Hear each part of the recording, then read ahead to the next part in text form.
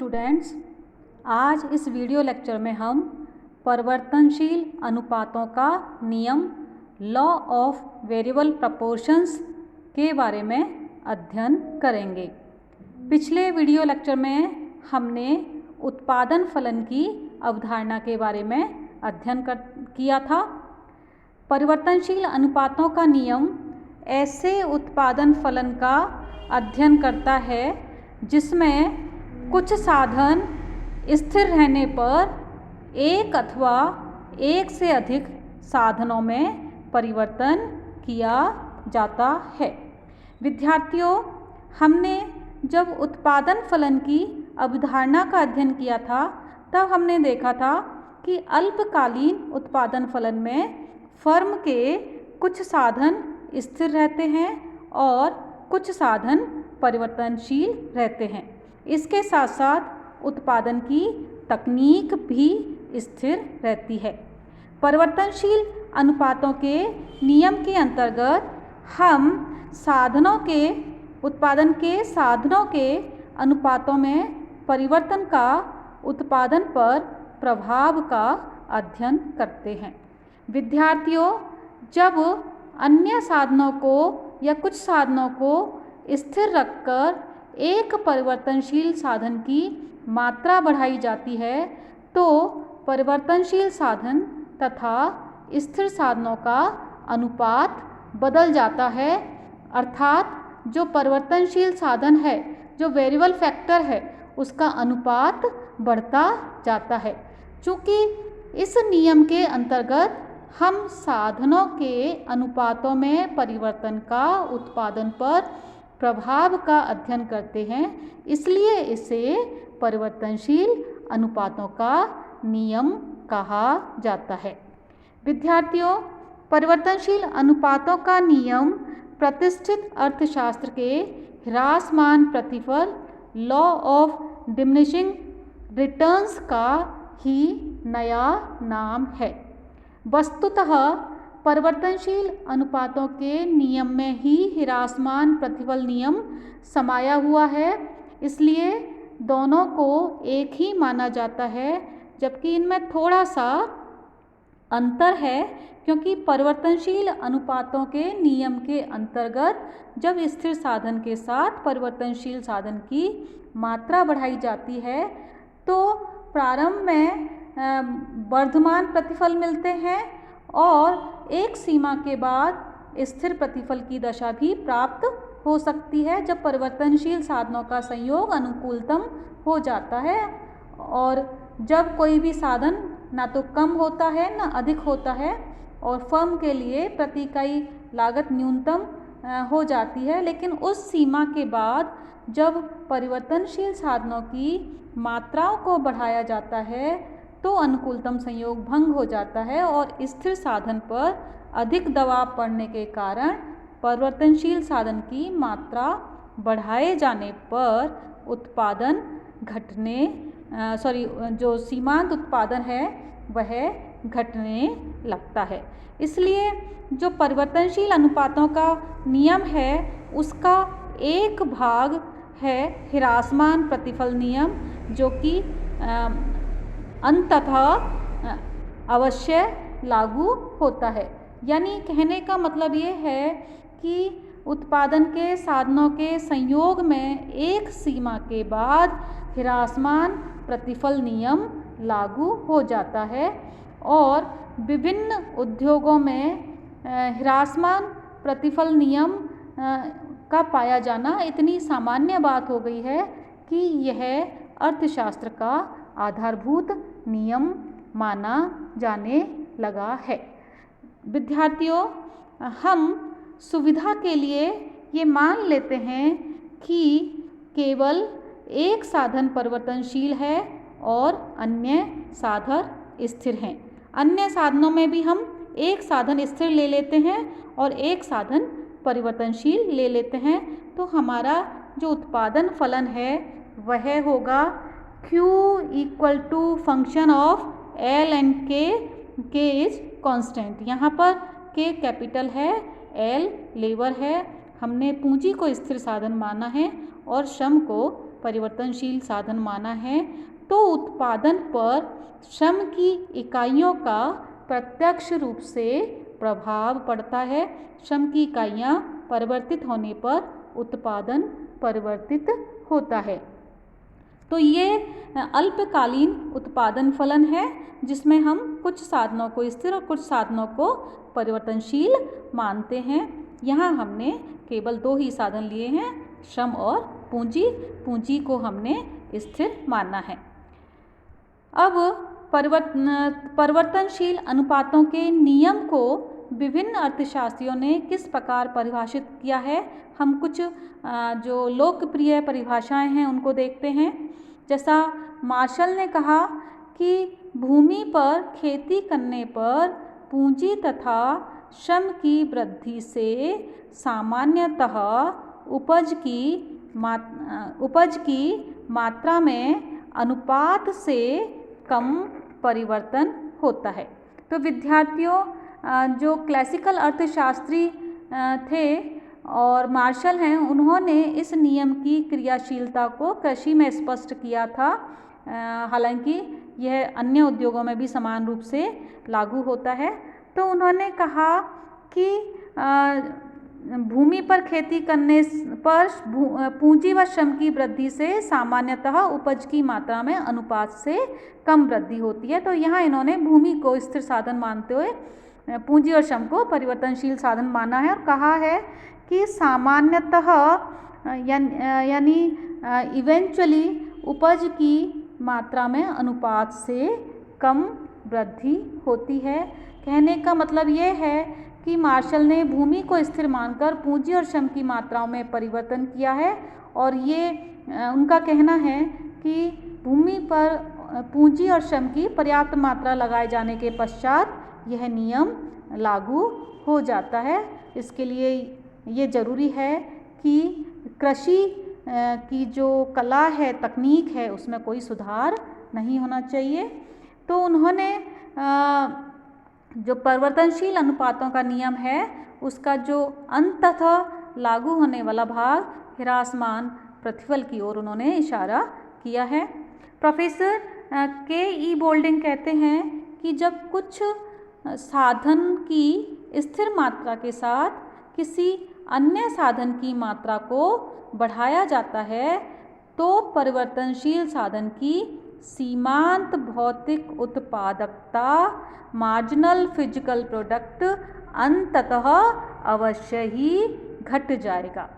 इसी प्रकार Shrimati John Robinson कहती हैं कि ह्रासमान प्रतिफल नियम वास्तव में यह बताता है कि एक उत्पादन के साधन की दूसरे साधन से प्रतिस्थापन कर सकने की एक सीमा होती है, अथवा दूसरे शब्दों में साधनों के बीच प्रतिस्थापन लोच, इलास्टिसिटी ऑफ सब्स्टिट्यूशन अनंत से कम होती है।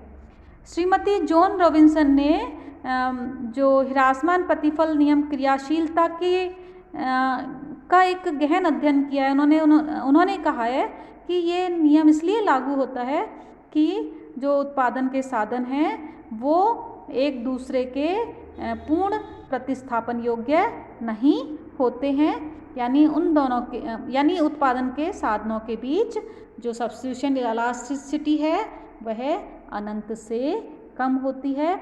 इसलिए जब स्थिर साधनों के साथ परिवर्तनशील साधनों का अनुपात बढ़ाया जाता है तो उत्पादन में ह्रासमान प्रतिफल नियम लागू होता है। विद्यार्थियों, हमें यह हमेशा ध्यान रखना चाहिए कि ह्रासमान प्रतिफल नियम परिवर्तनशील अनुपातों के नियम का एक भाग है। कहने का तात्पर्य ये है कि ह्रासमान प्रतिफल नियम का जो आधुनिक नाम हम जो ह्रासमान प्रतिफल नियम है उसका आधुनिक नाम परिवर्तनशील अनुपातों का नियम है। इसके बाद हम एक तालिका के माध्यम से परिवर्तनशील अनुपातों के नियम की क्रियाशीलता को स्पष्ट करते हैं। आपको ये तालिका दिखाई दे रही है। इस तालिका में हमने जो श्रम की इकाइयाँ ली हैं इस कॉलम में, दूसरे कॉलम में हमने पूंजी की इकाइयाँ ली हैं जिसको हमने के से दिखाया है। इस तीसरे कॉलम में हमने पूंजी श्रम अनुपात लिया है, L/K लिया है। चौथे कॉलम में कुल उत्पादन दिखाया गया है, अगले कॉलम में औसत उत्पादन दिखाया गया है और सबसे जो अंतिम कॉलम है उसमें सीमांत उत्पादन दिखाया गया है। आप तालिका में देख सकते हैं पूंजी की इकाइयाँ हमने स्थिर रखी हैं, 10 इकाइयाँ ली हुई हैं और इन 10 इकाइयों पूंजियों के साथ पूंजी की 10 इकाइयों के साथ श्रम की इकाइयों को हम बढ़ाते जा रहे हैं। तो श्रम और पूंजी का जो अनुपात है वह बदलता जा रहा है। आप इस टेबल के तीसरे कॉलम में देख सकते हैं कि पूंजी श्रम और पूंजी अनुपात बदलता हुआ है, परिवर्तनशील है। अब स्थिर पूंजी के साथ श्रम की विभिन्न इकाइयाँ लगाने पर हमने इस चौथे कॉलम में कुल उत्पादन पर पड़ने वाले प्रभाव को देखा है। इसमें आप देख रहे हैं कि श्रम की 1 इकाई लगाने से 5 इकाई उत्पादन है, इसी प्रकार श्रम की 4 इकाई लगाने से 31 के बराबर कुल उत्पादन प्राप्त हो रहा है। अब विभिन्न इकाइयों के साथ जो कुल उत्पादन है उसको आप देख सकते हैं।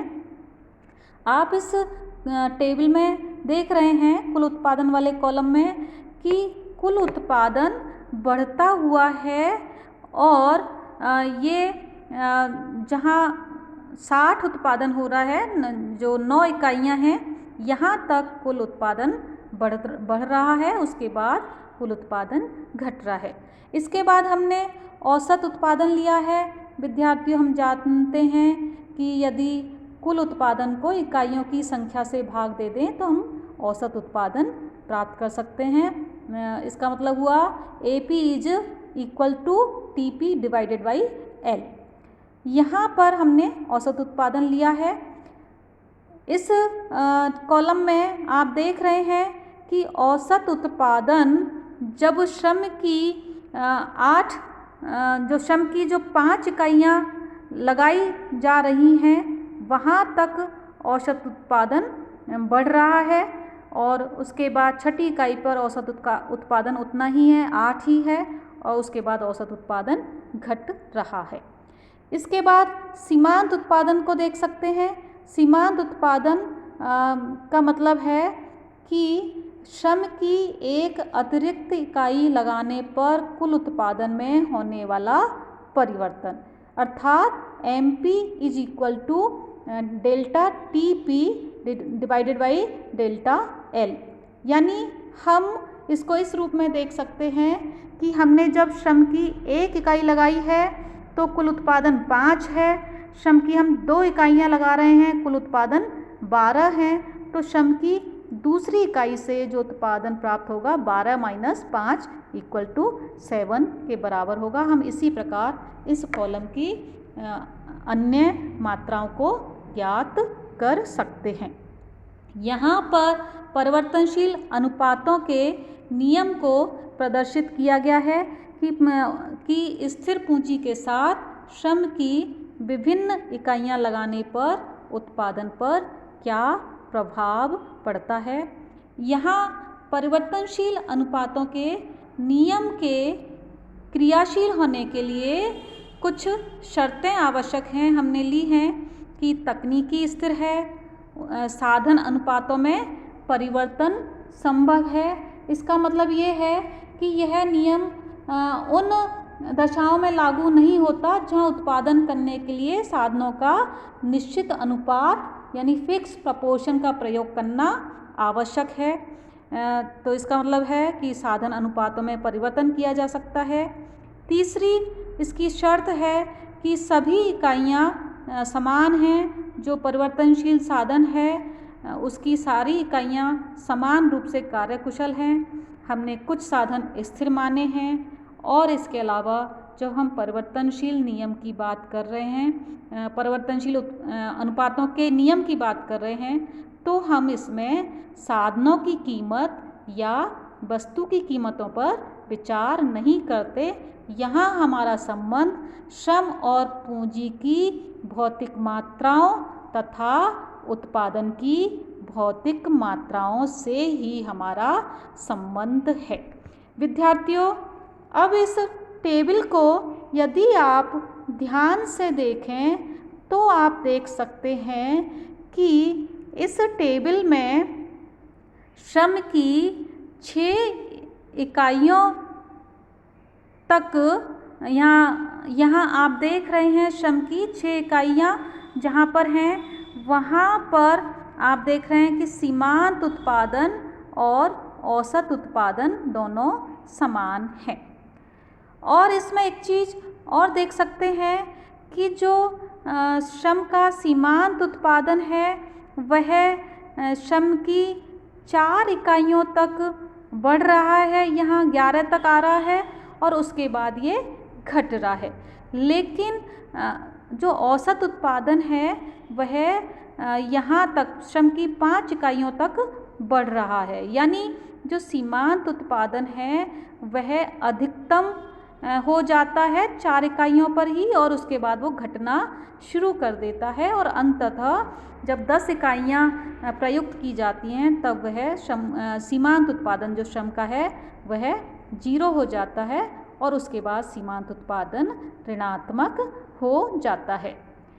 तो यहाँ पर इस टेबल के माध्यम से हम परिवर्तनशील अनुपातों के नियम के अंतर्गत उत्पादन की अवस्थाओं का भी वर्णन कर सकते हैं, लेकिन हम उसको और डिटेल में अगले वीडियो में देखेंगे और हम इस परिवर्तनशील अनुपातों के नियम को चित्र के द्वारा भी प्रदर्शित करेंगे, डायग्राम के द्वारा भी, कुल उत्पादन को, औसत उत्पादन को और सीमांत उत्पादन को।